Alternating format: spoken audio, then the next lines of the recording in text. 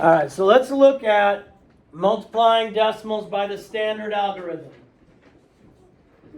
We've done it with pictures, with models, but let's this time look at multiplying with the standard algorithm. You don't need your computers right now.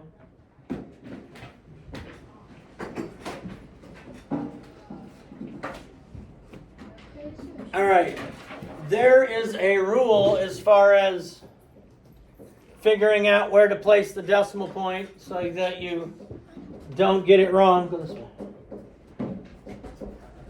However, there's also a way to help you figure out where to place the decimal point so that you don't get it wrong.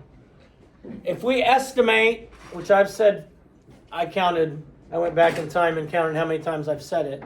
I've said it 473 times this year, the word estimate, or estimate. And so hopefully we're remembering that. If I was going to multiply this problem and I'm going to estimate, I'm going to make it 4 times 6. 4 times 6 is pretty easy to do in my head. And that would give me what? 24.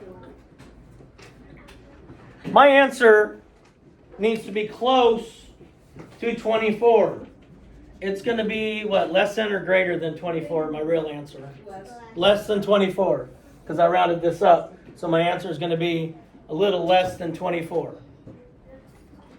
Once I see this here, I don't need to use the decimal point when I'm solving the problem. I can solve this as 37 multiplied by 6. I can solve it as 37 multiplied by 6. I don't need to put the decimal point and make it 3 7/10. I just solve it without the decimal point in this. And so we have 42, 18 plus 4 is 22. Now I know my estimate says 24, so I need to put my decimal point in there that gives me an answer close to 24. If I put it in front here, my whole number is less than 1. If I put it here, my whole number is 2. If I put it here, my whole number is 22, which makes it close to 24. If I put it over here, my whole number is 222, which is way too much. So the estimating helps. There's a rule. If you want to know the rule, you go back to the problem and you see how many numbers are behind it in the problem, behind the decimal point, which there's 1 there and none there. And that tells you there needs to be 1 behind it in the answer. So let's find an eraser and look at the second one. All right, I have 18 3/10 multiplied by 9 7/10. Now, if I were to do this, if it were me, I'd just make it 19 times 10, because I can do that in my head. My answer needs to be somewhere near 190. You don't need your computer. Somewhere near 190. Now I just solve it. It doesn't matter whether you solve it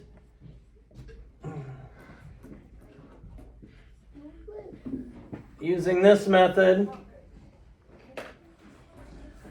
Oh, and what is it? 90 and 7. It doesn't matter if you solve it using that method.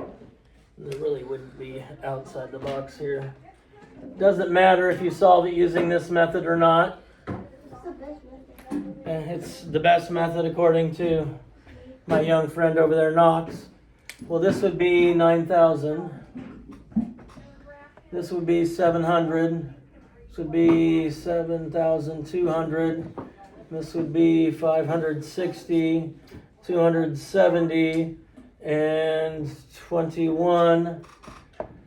Let's see, 9,000, 7,200 is 200. 9 and 7 is 16,200. plus 700, 16,900, 270, 0, 7, 9, 10, 11, 17,170, and 21, 17,190 is about kind of what I got here. Did I get that right? No. What should it be? I did something wrong, I know. Wow. Going to. Yeah. So you put the 7 and the 3 in the ones, which changed the 10 in the. Yeah. Which changed the 10 in the 18 to 100, which is way too big. Same with the 90. The 90 went up. The 90. Well, 100 times 90 would be 9,000. Yes, but it's not the correct number. Yeah, we're not using the decimal point. We're ignoring the decimal point right now. So do I have all these right? Yeah. Someone get the calculator out and add them up real quick. I will. I already got it. Okay, shh. You already got it? No? I have it. Well, then add it. Got it. What is the answer? Uh, You just said you got it. yeah, the calculator On the first. computer. Wait, what is this? Wait, what do you? Serena? 1,775.1. 17751. Okay. Okay, shh. I'm not there yet. My bad. I'm not there yet. Now, I go back to my estimate. My estimate is 190, which means my whole number needs to be near 190. So, is my whole number is 1 here, is that near 190? If my whole number is 17 here, is that near 190? If my whole number is 177 here, is that close to 190? Yes. Yes. Because if I put it here, my whole number would be 1,775, which is not close to 190. Plus,